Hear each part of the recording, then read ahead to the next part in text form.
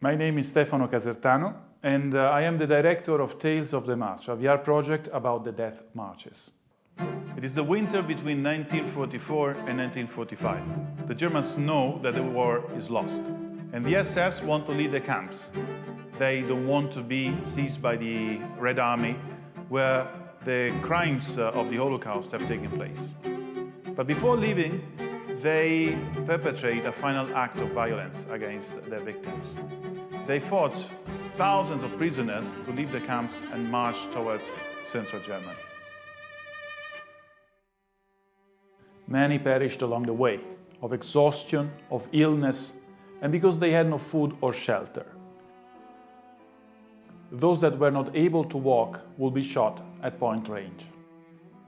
We have decided to use immersive film as a technique to tell the story, because we believe that it's very important to develop a language able to transmit the memory of these historical events to the newer generations.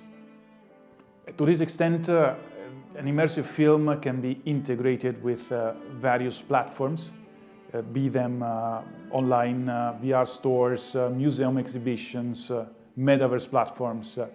And we want to make sure that the new generations find a way of staying in touch with the memory and possibly also with the darkest moments, the darkest sides of their cultural heritage. Yeah, hello, my name is Tim Deussen and I was co-producing and I was DOP on Tales of March. And for me it was really touching and also moving to produce this story from Stefano, which is of course based on true facts about the death march at the end of Second World War. As a German moving into those topics, I think it's very important to be able to reflect with our new technology, with immersive technology, the history, and give younger generations the chance to experience a story like that on another level and with another viewpoint on it. Taking a 360-degree camera, putting it in there and having then 6 people marching by, you really kind of like feel like you're becoming an eyewitness of what happens. And it's very important to have that kind of like eyewitness characteristic, because you need to know where it leads to when you have hatred and racism basically going through a society and causing wars and destruction. From the very first moment, we excluded the possibility of having the viewer impersonating a prisoner. This would have been disrespectful, and this would have been also incomplete.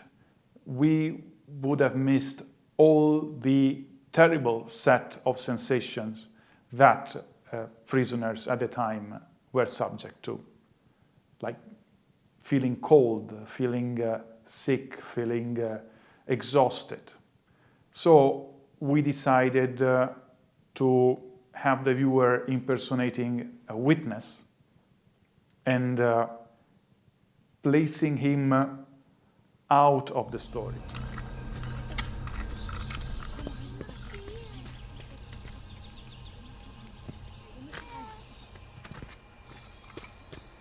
If you notice, the camera is also a little bit higher than the normal average height of a person, just to subtly communicate this sense of difference from the real reality to the virtual reality.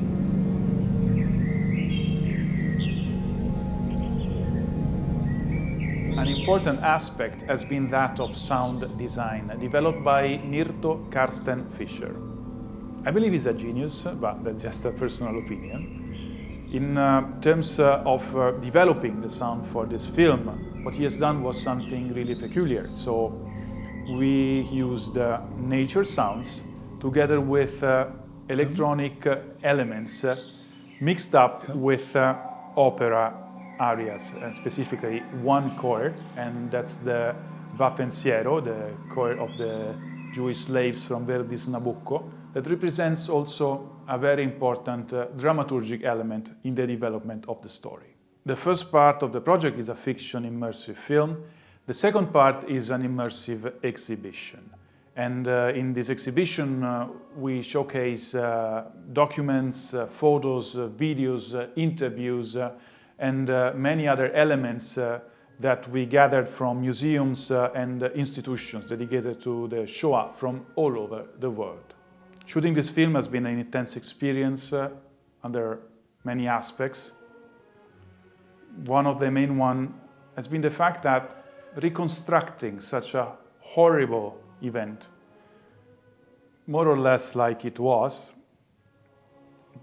can convey a precise idea of how absurd this violence has been. Putting all that together into Tales of March, into our VR experience was a challenge, but it's also great that we could master this challenge with the help of Venice Biennale College and Venice VR, and we really hope that you get a chance to look at it and to reflect about what history can be and to imagine what we want it to be, a peaceful place together. It has been intense not just for me and for the rest of my colleagues, but also for every single person that took part in this film, and talking about the extras and the actors. And each one played his role with the utmost seriousness and dedication. So I hope you will find our VR project interesting, and thank you very much.